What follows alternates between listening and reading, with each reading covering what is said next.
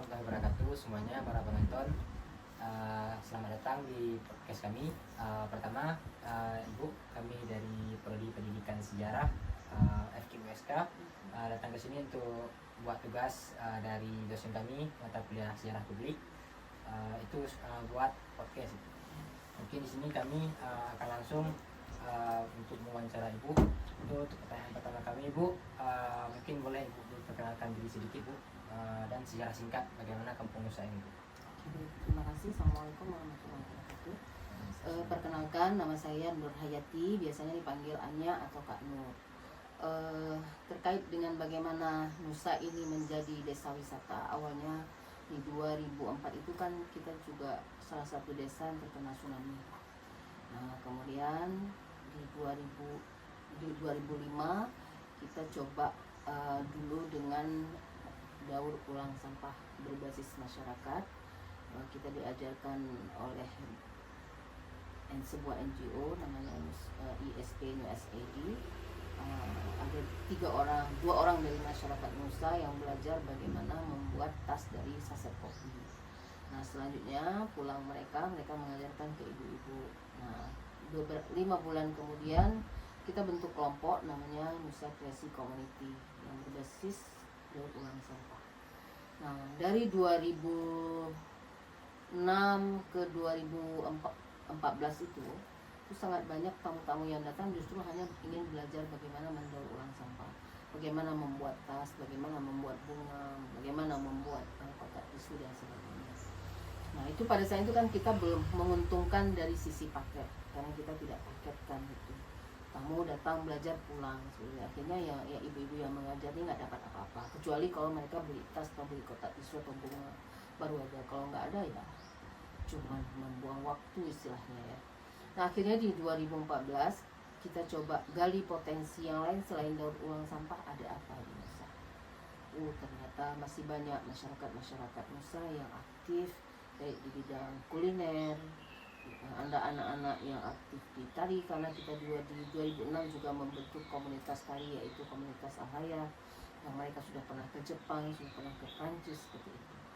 Nah, alhamdulillah banyak potensi-potensi lokal yang lain yang berbasis budaya yang bisa kita yang bisa kita bungkus hingga menjadi sebuah paket wisata seperti itu. Nah, di 2015 kita launching diri setelah kita menggali potensi yang lain dengan inisiatif masyarakat semua. 2015 kita launching menjadi desa wisata. Itu launching sendiri, biaya sendiri, tidak ada biaya dari dinas ataupun yang lainnya. Alhamdulillah di akhir 2015 datang tamu pertama dari Batam dan menginap di sini 1 malam dan mereka tertarik. Akhirnya ketika tamu Batam ini hadir, esok di 2016 sudah mulai banyak perbus dan sebagainya. Nah, ini kan kendala dengan COVID di akhir 2019, 20, 21 COVID kita. Walaupun 2021 itu sudah mulai agak renggang sedikit, tapi tetap masih harus pakai masker dan sebagainya. Nah, pada saat COVID itu tamu sudah mulai berkurang karena ya memang ditutup ya akses di bandara dan sebagainya. Nah, kemudian kita 2021 ikut ADWI Anugerah Desa Wisata Indonesia pertama sekali dibuat oleh Pak Sandi. Alhamdulillah kita dapat juara kategori homestay, juara 1. Kemudian 2023 kita dapat lagi anugerah juga dari Kemenkraf itu ASEAN Standard Homestay. Nah, jadi inilah perjuangan dan kisah. Apakah ada pro dan kontra? Tentu, karena ini kan barang baru, apalagi bagi Aceh wisata itu barang baru, desa wisata itu adalah barang baru. Tapi kita dengan komitmen kawan-kawan, alhamdulillah sampai hari ini kan masih eksis. Ya, mungkin kayak yang Ibu bilang tadi, desa Nusa ini kan terdampak berat dengan tsunami gitu kan, yang terdampak berat gitu. Dan juga kayak Ibu bilang kan bahwa pariwisata ini kayak barang baru lah di Aceh ini kan. Jadi apa sih yang membuat desa Nusa ini dibuat itu desa wisata gitu, padahal kan seperti yang Ibu bilang bahwa kayak barang baru gitu. Apa nggak takut menghadapi gitu? Ya, saya melihat ya wisata ini orang mudah sekali mendapatkan uang wisata ya. nggak perlu harus mengeluarkan uang banyak, tapi tanpa uang kita bisa menghasilkan uang. Misalnya Nusa kan sudah ada komunitas Al-Hayah yang bergerak di bidang seni dan tari. Nah, anak-anak yang sudah pintar nari ini menyambut tamu itu mereka dapat duit 500.000 kan, seperti itu. Nah, itu pertama adalah meningkatkan ekonomi. Saya yakin dengan wisata mudah gitu, orang akan meningkat di bidang ekonomi. Dan juga tujuan kita juga melestarikan lingkungan, karena kita dari eksis dari 2005 itu sudah kita bentuk NCC justru untuk menjaga lingkungan ini lebih sehat dan lebih bersih dan seperti itu. Nah, kemudian ya sebenarnya sih saya melihat kenapa harus wisata, kenapa nggak desa pertanian misalnya, kenapa harus wisata? Ya saya melihat wisata ini adalah program yang sangat mudah dan nggak perlu harus misalnya dalam tanda kutip ya, orang melihat bahwa wisata itu kan air terjun, apalagi laut atau waterboom dan sebagainya. Ternyata setelah kita bentuk jadi desa wisata, di Nusa nggak ada waterboom, di Nusa nggak ada air terjun, tapi kalau udah jadi desa wisata, artinya mudah untuk jadi desa wisata, asal mau kita berkreasi, asal mau kita berinovasi, sehingga desa yang seperti ini bisa dikenal orang, bisa orang datang kemari, justru membuang uang kan di sini seperti itu. Nah itu ya yang membuat motivasi kita hingga menjadi desa wisata. Dan apa namanya itu kan seperti yang cerita ini pertama, bahwa kan pelopor desa Nusa ini sebagai desa wisata itu kan perempuan Ibu. Iya. Apa ada Bu tantangan yang dihadapi sebagai perempuan gitu untuk menjalankan desa yang berbasis wisata ini, atau ketika pertama kali mau jalan Ibu desanya, apakah ada problem gitu? Tentu ada, apalagi kamu perempuan. Dianggap perempuan tuh alah urinopi sibuk kan seperti itu. Nah, tapi yang namanya tantangan itu justru membuat kita bersemangat. Artinya orang banyak memperhatikan kita. Ketika orang banyak memperhatikan kita, berarti kita dibutuhkan loh. Jadi jangan berarti setelah orang datang udah kita dioceh-oceh apa gitu kan, kita mundur, jangan. Berarti ini mereka ingin tahu.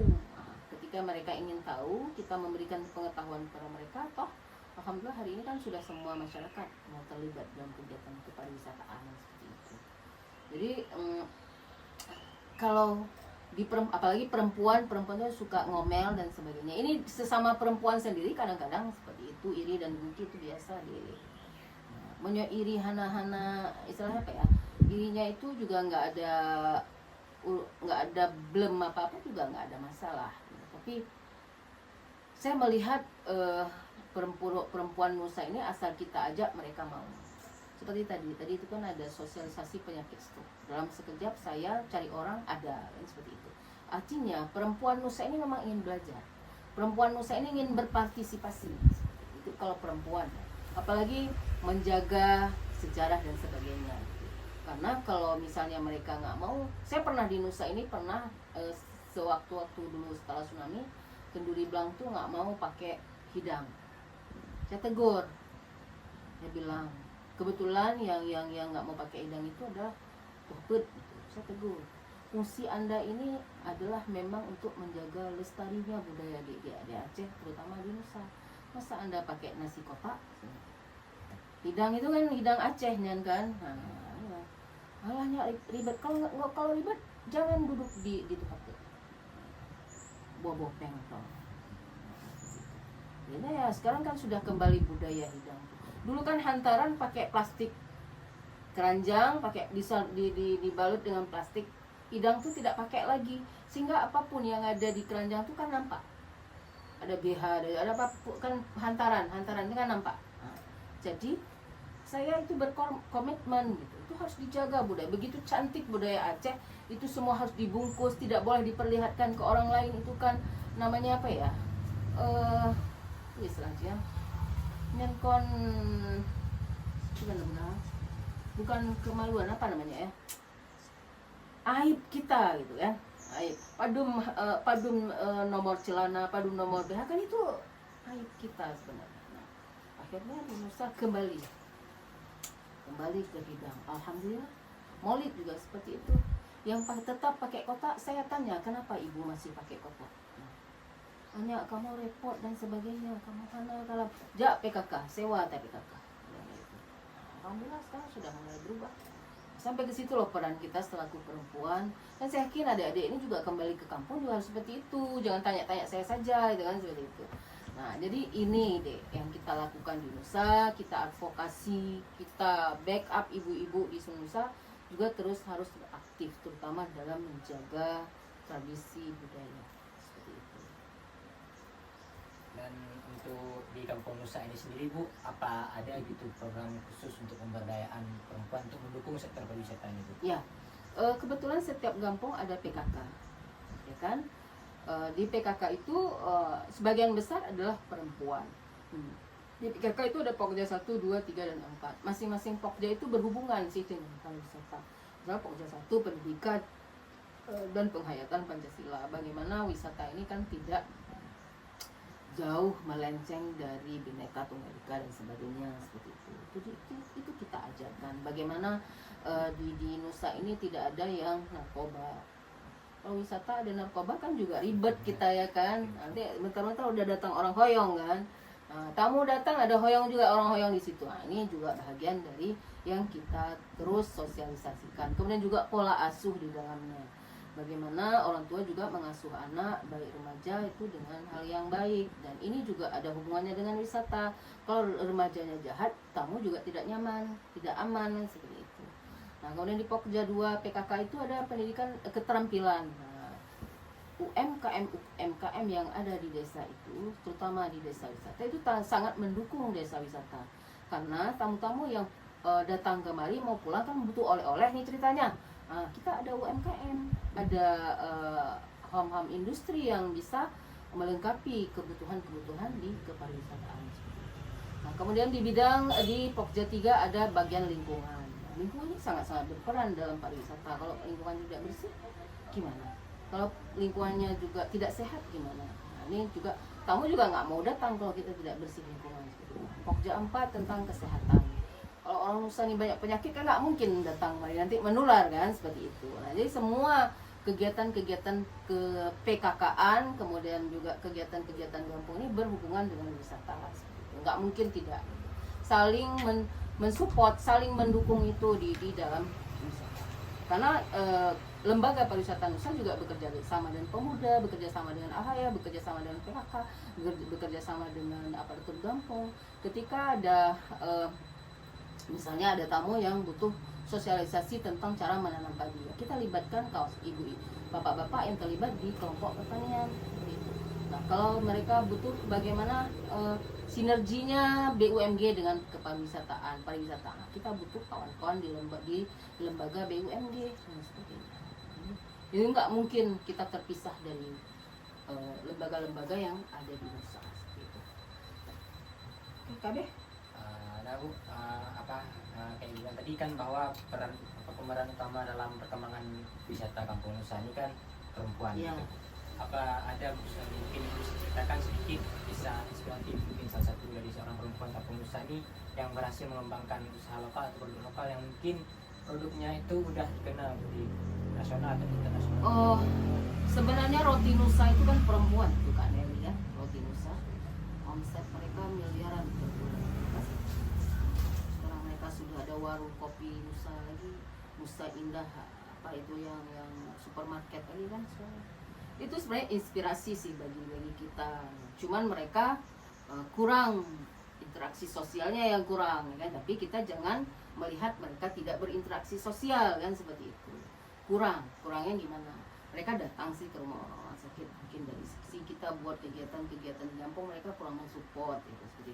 Nah, kita justru ingin menjadi orang kaya seperti mereka, tapi kita ingin membangun Nusa kan seperti itu.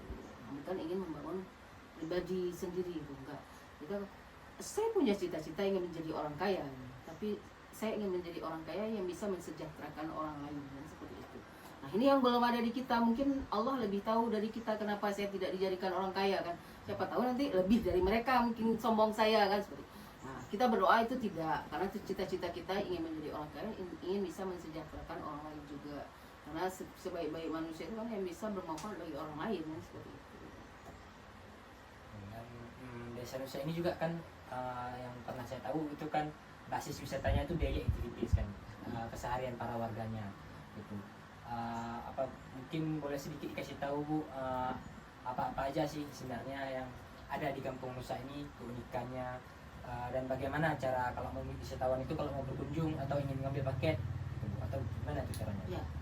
Yang setiap hari keseharian masyarakat itu kan bikin buah sunti itu, asam sunti bikin, cara memetik, cara mengade, cara bikin digaramin, ya, butuh 4 hari baru suntinya jadi sunti kan seperti itu.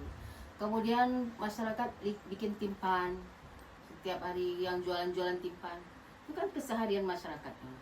Masyarakat turun sawah, masyarakat memancing, masyarakat ke sungai dan sebagainya, anak-anak bermain, itu kan bahagian daripada keseharian masyarakat.